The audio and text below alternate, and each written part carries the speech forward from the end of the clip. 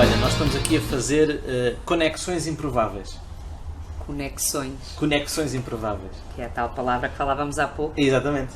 Que não existe em português. Quer dizer, existe, mas é um estrangeirismo traduzido de forma improvável. A gente fala ligações. É, mas ligações, eu acho que no Brasil também se utiliza mais como... o que é que nós aqui diríamos para ligações? Envolvimentos. Aproximações. Não é cafunézinho, é... Sim, juntinho. É. Eu tenho uma ligação a alguém, eu tenho uma vontade de estar. Não, nem pode não ser fisicamente. Uma ligação pode ser espiritual também. Pode. E telefónica também. Pode ser uma ligação, nós chamamos de ligações. Vou ligar à pessoa, vou telefonar, vou chamar. Pronto, mas lá está, se nós estamos aqui a tentar... O nosso objetivo vai ser tentar passar para quem nos estiver a ver o que é o improviso. Vão ser muitas pessoas.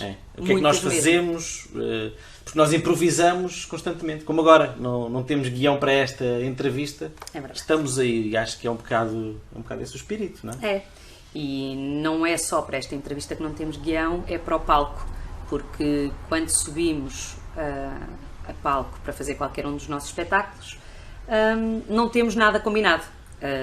Sabemos o tipo de palco que temos, sabemos as pessoas que vamos ter pela frente, ou antecipamos mais ou menos o tipo de público que vamos ter, conhecemos a parte técnica, as luzes, o som, e sabemos o formato que vamos jogar, o formato que vamos apresentar, se uma coisa mais livre ou mais estruturada, com alguma temática, e depois pede-se interação, faz-se ligações com a plateia e assim nasce o improviso, mas aqui não, é sem guião. Exato, ligando um bocadinho ao tema do nosso programa, da nossa participação neste festival, é que o que nós fazemos em palco é muito isso, é muito conexões improváveis, porque nós não sabemos como é que nos vamos ligar uns com os outros, como é que nos vamos ligar com o público, como é que nos vamos conectar com o que está a acontecer naquele momento. Eu acho que há uma certa energia, não é? Eu sinto isso, às vezes sinto que em palco há uma energia que nos faz fluir para algum lado.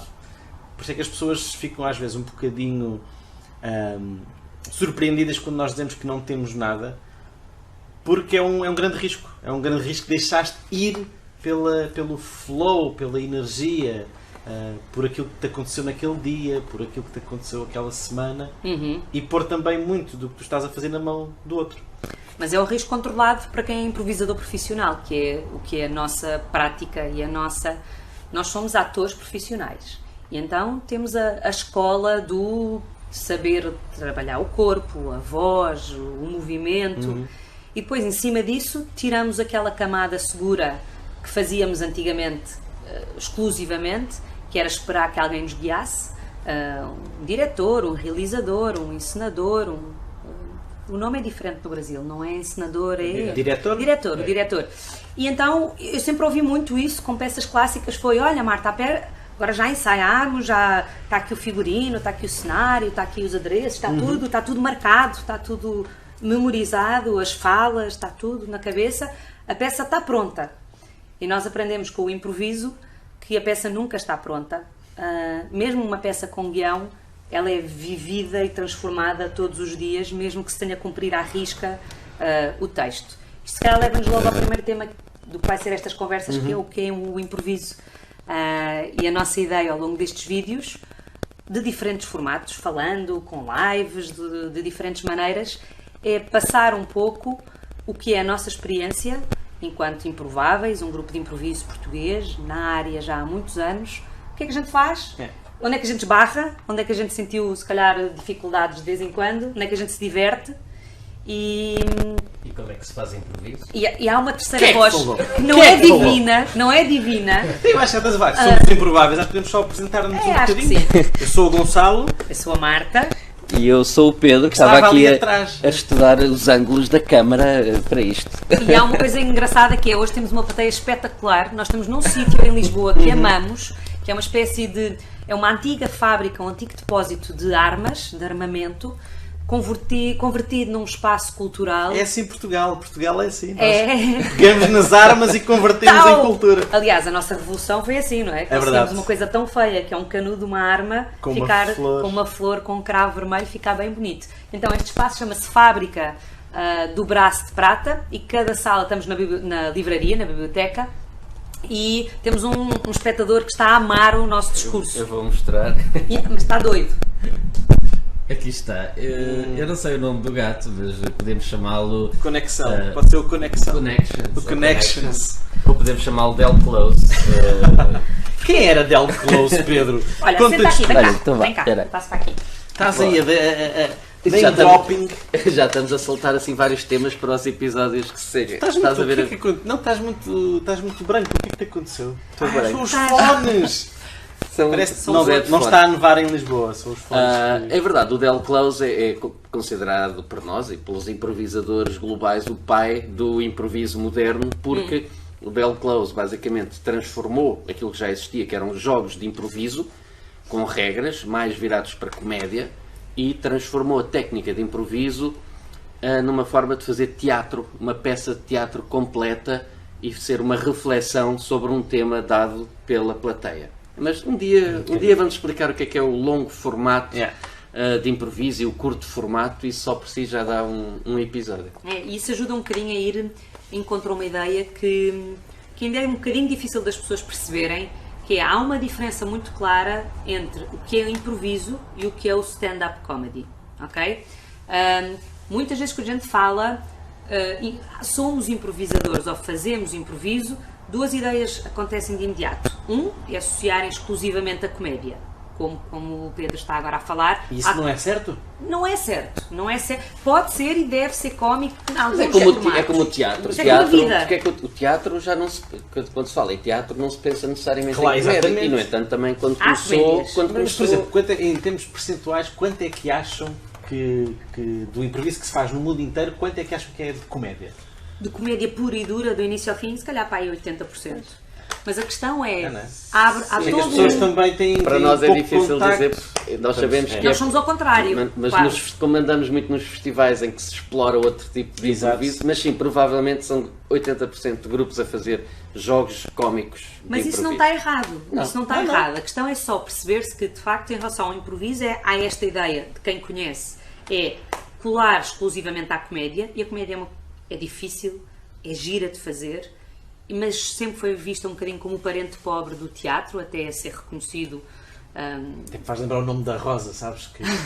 Que a nível cristão, a comédia, rir era uma coisa má, era uma coisa inferior, e as próprias comédias teatrais também durante muito tempo foram vistas como coisas más. E nós somos um país onde até há muito pouco tempo, até uma viúva... usar cores alegres e sorrir num evento social era uma coisa super... Eu até arrisco a dizer que muitas das imagens, dos preconceitos que os brasileiros têm em relação a nós é sermos sisudos, é sermos mais fechados, não é? Porque comparativamente... Tal como a imagem que nós temos do Brasil, são pessoas mais alegres. Exatamente. É um facto. É um facto, mas a gente também não é assim tão sisudos. Não somos sisudos. E conheço muitos brasileiros, também são bastante... Conheço alguns deprês também. É? Acho que faz parte, é a vida. Claro, eu acho... Mas não podes vincar um país ou o que seja a um traço. Não, todos são. Nem todos os brasileiros estão a sambar. O Temer, será que o Temer vai no sambódromo?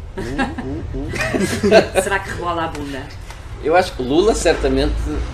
Sim. Mas pode ser pé de chumbo.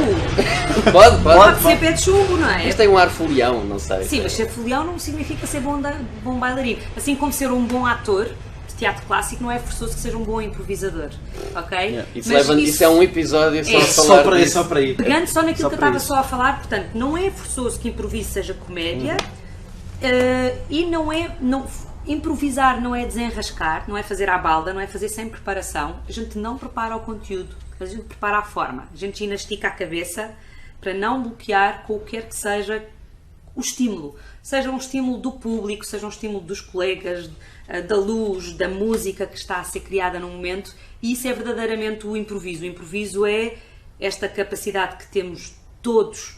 Não há pessoas com mais jeito para improvisar do que outras, porque em criança todo mundo improvisou, todo mundo fez de um pedaço de madeira do chão um míssil e brincou e transformou um balde numa piscina e usou a imaginação de forma criativa. A questão é mesmo esta, improvisar é algo inato em nós, todos sabem fazer, mas não é forçoso nem que seja comédia, nem é stand-up comedy. Pois, não. Aí Até porque então... stand-up comedy tem efetivamente um texto que está escrito, e se forem ver um espetáculo de um comediante, provavelmente vão ver as mesmas piadas todos os dias. Pode haver pequenas variações, hoje em dia está muito na moda, pelo menos cá, os comediantes fazerem contacto com o público, perguntarem... no Brasil também. Há aquele clássico que é, então, de onde é que vem? A pessoa diz de onde é que vem, depois o comediante faz uma piada sobre o local. Ou pega num traço físico de alguém da plateia, a pessoa Exato. que é mais baixinha, que usa óculos, que é careca. E o que é que faz? E está lá com a mulher. Há assim alguns mecanismos de interação clássicos. Mas depois de vermos várias vezes, são sempre mais ou menos os mesmos. No improviso, a ideia é não haver absolutamente nada, não há texto, e a partir de uma sugestão do público, ou não, há quem até faça sem sugestão, porque tem a confiança do público que está a ser inventado no momento, e depois improviso. Eu creio que também, dentro de diferenças entre o stand-up e o improviso, parece muito que o stand-up tem sempre como fim a piada, É verdade. a punchline. É como no futebol, é marcar um golo, é o que tu queres, é marcar um golo. E o improviso, eu acho que nós utilizamos a piada, ou o que for, como um meio para chegar a um fim que ainda não sabemos qual é. E o fim tanto pode ser cómico, trágico, dramático, filosófico, poético, não interessa. Nós não apontamos para um fim concreto. Acho que encontramos esse objetivo. Descobrimos esse. Del Close combatia, não queria que os atores metessem piadas forçadas, porque a comédia, nós descobrimos a comédia através da ligação de ideias. Precisamente. Não impomos a comédia. E isto também leva a um assunto engraçado, que é, às vezes perguntam, mas foram vocês que inventaram, que giro, inventaram o improviso? Não, o improviso já existe há muitos anos. Era a nossa oportunidade para dizer a toda a gente que nós inventámos o improviso. Não, o que a gente inventa e o que a gente trabalha muito, e é isso que a gente treina, o nosso treino, o nosso ensaio, não é preparar o conteúdo, o que a gente ensaia e pensa e experimenta é formatos novos, é que roupagem vamos dar, que embalagem a gente vai pôr agora, que tipo de interação e sugestão a gente vai pedir à plateia agora, neste novo formato, e que adereços vamos ter em palco, com que a gente pode desconstruir, que tipo de cenografia, que figurina a gente vai usar, e o que é que a gente quer deste espetáculo? Quer focar mais em storytelling, quer ir mais para um lado de combinar diferentes artes como música e pintura e texto. Queremos uma linha mais de interação rápida, permanente, com muita presença da plateia, muita participação da plateia. Queremos deixar a plateia viajar numa história livre, uma linha mais de monólogos. É isso que a gente trabalha, é por isso que a gente tem 10 formatos já. Acho que isso já dá um episódio, um dia destes fazemos nossos ou dois só sobre os nossos formatos. É verdade. Já temos aí. Aliás, todos estes assuntos quase que podíamos ir por aí fora. Há tanto para falar. Mas por enquanto, acho que se calhar neste primeiro episódio podíamos só acrescentar mais uma coisa em relação ao improviso, que é, há alguma regra de ouro, pergunto-me, para se improvisar bem? Sim, qual é? Ok. A regra de ouro. Que acho que todos nós devíamos ter tatuado, não é? Se um improvisador, quem é improvisador, teria aquele lema tatuado em si. Que é isso, essa regra vai fazer a tal diferença entre fazer bem ou fazer mais ou menos, e entre aquilo que é um bom improvisador e aquilo que é só, às vezes, uma pessoa que se acha engraçada, com um jeito para a coisa, que depois se espeta ao comprido. Bom, então se há uma regra de ouro, e o improviso por um lado é muito livre de regras... close-ups muito forte aqui. Por um lado é muito livre de regras, por outro lado elas de certo modo existem. E então a principal regra é quase uma filosofia, é sim e. O sim e é... Espera aí, vamos dizer todos em conjunto. Vamos lá. Vamos invocar o espírito. A regra de ouro é sim e.